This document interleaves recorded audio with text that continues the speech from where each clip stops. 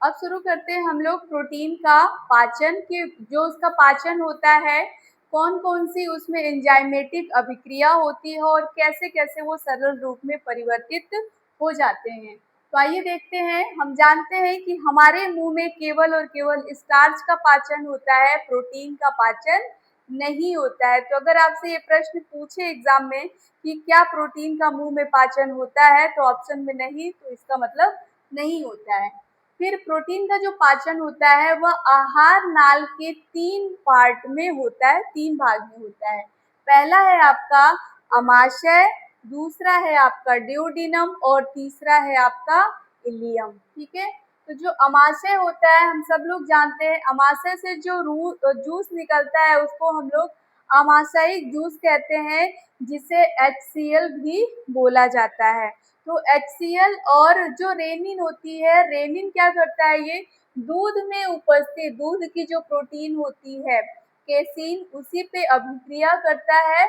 और यहाँ जब अभिक्रिया हो जाती है तो फिर उसके बाद अमाशय से ही पेप्सिन नामक एंजाइम निकलता है, जो अभिक्रिया करता है आपके दही पे तथा अन्य जो प्रोटीन वाले और भोज्य पदार्थ होते हैं उन पे। और जब ये अभिक्रिया करते हैं तो हमें प्राप्त होता है प्रोटीन पेप्टोन और प्रोटियोज के रूप में। यानी अभी ये पूर्णतः पाचित नहीं है, अधपचा हुआ है प्रोटीन। फिर यहाँ जो भोजन होता है हमारे अमाशय में, यहाँ प्रोटीन का जो पार्ट होता है या अन्य भी जो भोज्य पदार्थ होते हैं वो पूर्णतः हो जाते हैं आपके अम्लीय, क्योंकि हम जानते हैं कि जो अमाशय से जूस निकल रहा है उसकी प्रकृति क्या होती है, अम्लीय होती है। और यहाँ पे जो भोजन होता है वह पूर्णतः मथ के एकदम लुगदी के समान हो जाता है, जिसे हम लोग कहते हैं काइम।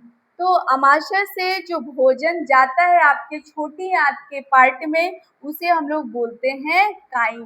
देखिए मैंने यहाँ नोट भी कर दिया है कि अमाशय से भोजन जब लुगदी के रूप में छोटी आंत में जाता है तो उसे हम लोग काइम बोलते हैं। फिर देखते हैं हम लोग जो छोटी आंत का प्रारंभिक भाग, जिसे हम लोग ड्यूोडेनम बोलते हैं, और इसी ड्यूोडेनम से 3 प्रकार के एंजाइम सीक्रेट होते हैं, जिसमें है सेक्रेटिन, पेनक्रियोचाइमिन, कोलेसिस्टोकाइनिन और pancreatic juice. Sorry, pancreatic juice आपको पेनक्रियोजाइमिन से ही प्राप्त हो जाएगा।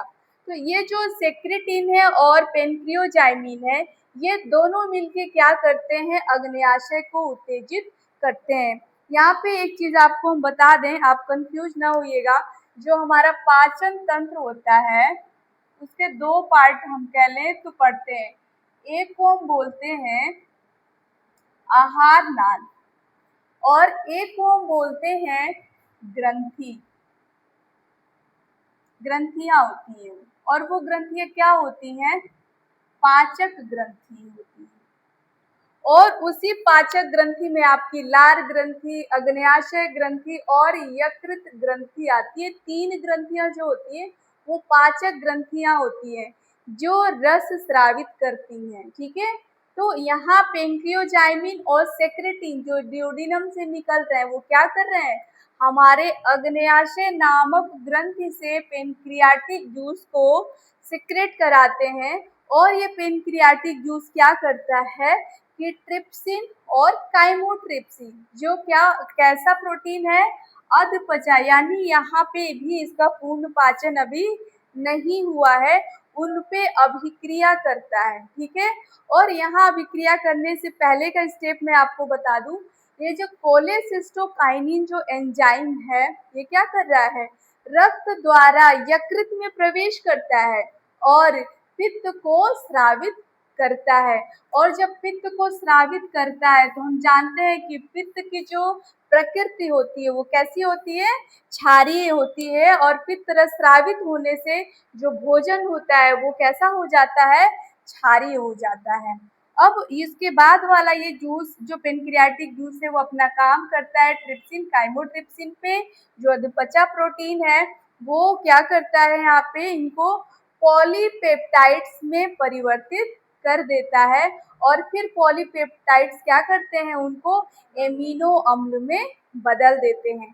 और हम जानते हैं कि छोटी आंत के जो पार्ट है वहाँ पर कोई भी भोज्य पदार्थ हो उसका पूर्ण पाचन हो जाता है जल को छोड़कर, ठीक है। तो इसके अलावा भी जो हमारे प्रोटीन बचे होते हैं फिर आ जाते हैं इलियम में। बट जिस प्रकार से हम लोग आमाशय में काइम पढ़ रहे थे कि भोजन लुगदी के रूप में प्राप्त हो रहा है छोटी आंत को, तो काइल हुआ, उसी प्रकार ड्यूोडेनम के पार्ट से जब इलियम वाले भाग में भोजन पहुंचता है तो इसी पेनक्रियाटिक जूस के कारण वो क्या हो जाता है, अत्यधिक क्षारीय यानी क्षारीय हो जाता है और प्लस अधिक तरल हो जाता है यानी और भी पतला हो जाता है और लास्ट में यही पे पूर्ण इसका एब्जॉर्बेशन हो जाता है, पच जाता है। तो यहाँ पर उसको हम लोग बोलते हैं क्या, पेनक्रियाटिक जूस के मिलने से और अधिक जो तरल हमारा भोज्य पदार्थ होता है इसको बोलते हैं काइल। मतलब काइम में म लास्ट है और काइल में ल लास्ट है, ठीक है। इलियम में क्या होता है कि अब इलियम में छोटी आंत से जूस निकलता है, उस जूस को हम लोग बोलते हैं इंटेस्टाइनल जूस, ठीक है।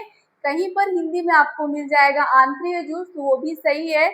और यहाँ पर भी उसका जो माध्यम होता है वो कैसा होता है, क्षारीय होता है। और ये क्या करते हैं कि और सारे जो बचे हुए अधपचे प्रोटीन जो थोड़े बहुत बचे नहीं होते हैं उनको फिर से वो पॉलीपेप्टाइड में परिवर्तित करते हैं और उस पॉलीपेप्टाइड फिर इरेप्सिन नामक एंजाइम की अभिक्रिया होती है और वो क्या करते हैं, प्रोटीन की सबसे छोटी इकाई बचे हुए पॉलीपेप्टाइड को एमिनो अम्ल में बदल देते हैं।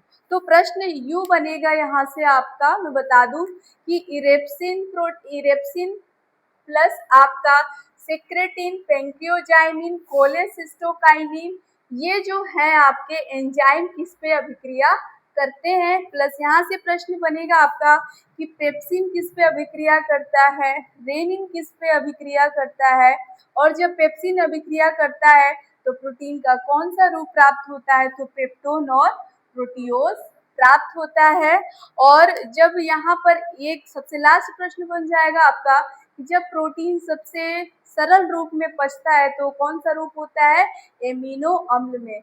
और एक प्रश्न और बनेगा आपका कि जब प्रोटीन पूर्णतः पचता है तो कौन सा भाग होता है, तो छोटी आंत का इलियम वाला पार्ट होता है, वहाँ पे कौन सा एंजाइम होता है, तो इरेप्सिन नामक एंजाइम होता है। ये रहा आपका प्रोटीन का पाचन कैसे होता है। नेक्स्ट पार्ट में हम पढ़ेंगे कि प्रोटीन का अवशोषण कैसे होता है और कौन कौन से पोषक तत्व उसमें सहायक होते हैं।